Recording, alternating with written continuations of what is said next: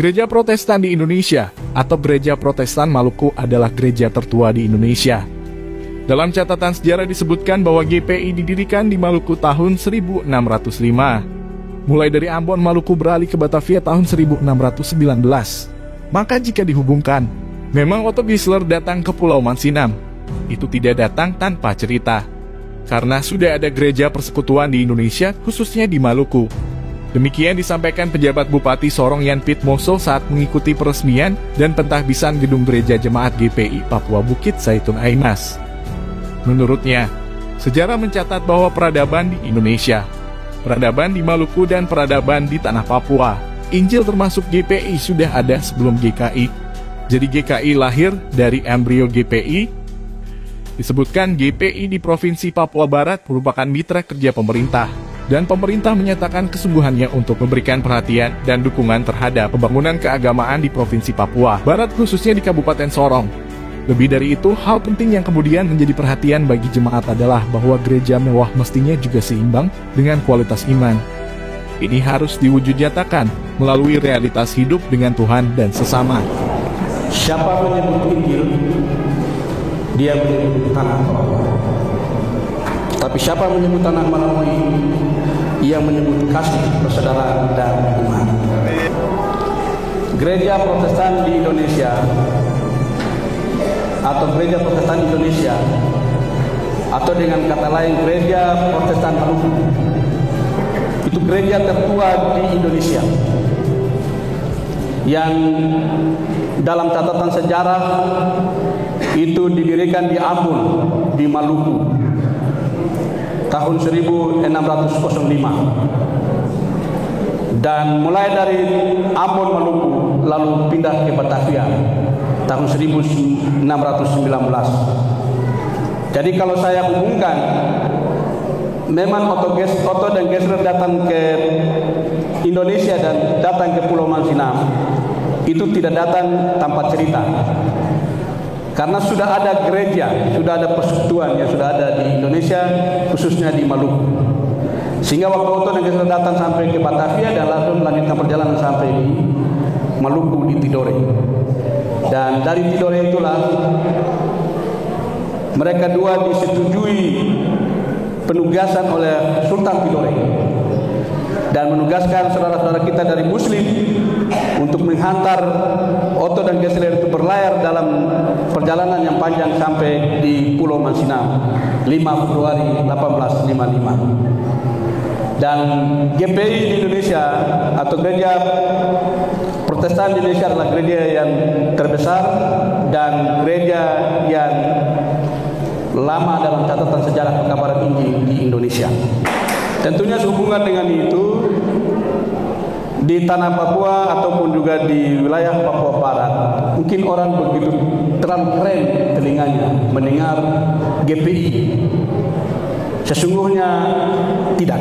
Sejarah mencatat, sejarah melaporkan bahwa peradaban di Indonesia, peradaban di Maluku, peradaban di tanah Papua itu Injil dan termasuk GPI itu sudah duluan ada sebelum GKI. Jadi GKI itu lahir dari embrio GPI.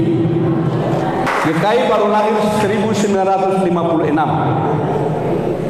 ketika Rasul Papua Domine Isan Samuel Kene itu deklarasikan pernyataan iman untuk mendirikan gereja buah sulung dari tanah Papua yang disebut GKI, Gereja Kristen Injili di tanah Papua. Dan saya pikir-pikir juga ada benarnya. Jadi GKI tidak bisa mengatakan bahwa saya ini bagian dari organisasi lembaga gereja yang dipisahkan, tidak.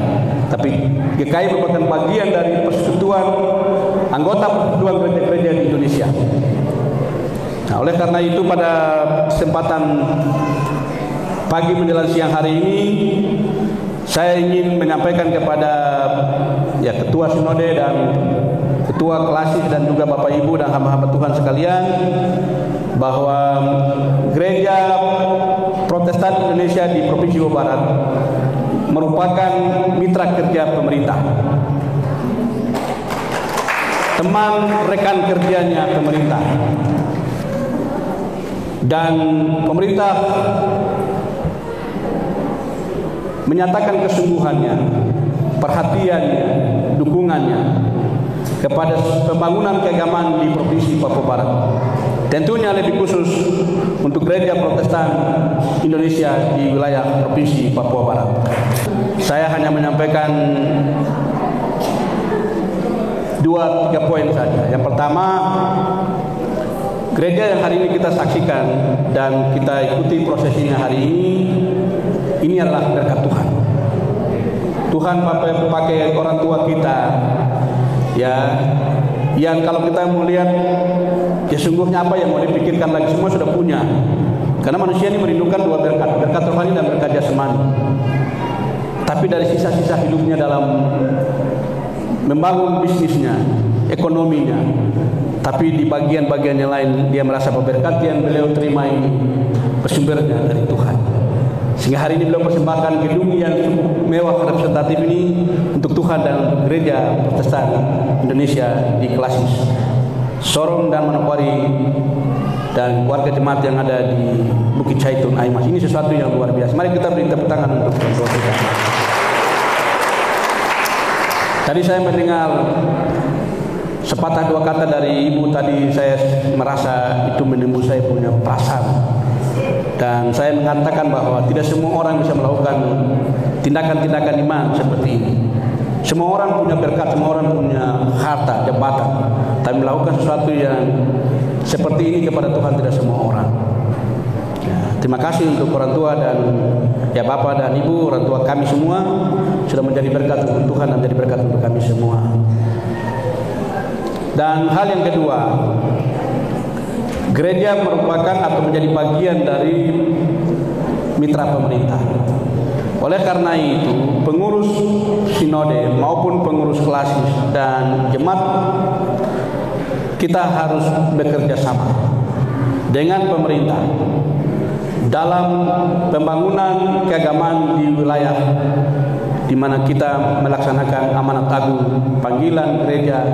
Dan tentunya kita semua tahu bahwa sejarah peradaban di Indonesia dan di tanah Papua, di Maluku, itu Injil lebih dulu, baru pemerintah. Oleh karena itu gereja atau agama itu harus menjadi bagian terpenting yang tidak kita terpisahkan dari kebijakan-kebijakan pembangunan daerah atau pemerintah di satu wilayah pemerintahan. Hal yang ketiga, gereja yang kita bangun hari ini di tanah Papua, di Provinsi Papua Barat, di Kota Sorong, di Kabupaten Sorong, ada 3 hal yang ingin saya tegaskan di sini. Yang pertama, kita bangun gereja itu mewah, megah, dan berkualitas. Tentunya gereja mewah dan megah itu harus seimbang dengan kualitas iman dan mental spiritualnya. Ya, ingat, gereja yang mewah itu menggambarkan kemuliaan Tuhan yang harus dinyatakan dalam kehidupan kita dengan Tuhan, dengan sesama, dan dengan lingkungan. Itu hal yang kedua. Hal yang ketiga, pastikan juga kualitas kesejahteraan pelayan. Gereja mewah, rohani harus mewah, kesejahteraan juga harus mewah. Kita masih ada di planet bumi. Israel yang Tuhan pilih saja, susahnya, bagaimana penderitaannya. Apalagi kita yang ada di ujung bumi. Tuhan ciptakan planet bumi ini, maaf bukan menciptakan. Kalau bahasa kitab itu, kalau yang Tuhan ciptakan itu manusia, menjadikan. Tuhan menjadikan bumi ini, Tuhan menempatkan Israel menjaga pusat buminya, dan Tuhan menciptakan ujung bumi, menempatkan suku-suku di wilayah ujung-ujung bumi untuk melihat matahari terbit. Dan kita ada di tanah Moi itu menjadi bagian dari suku-suku terakhir dari ujung-ujung bumi.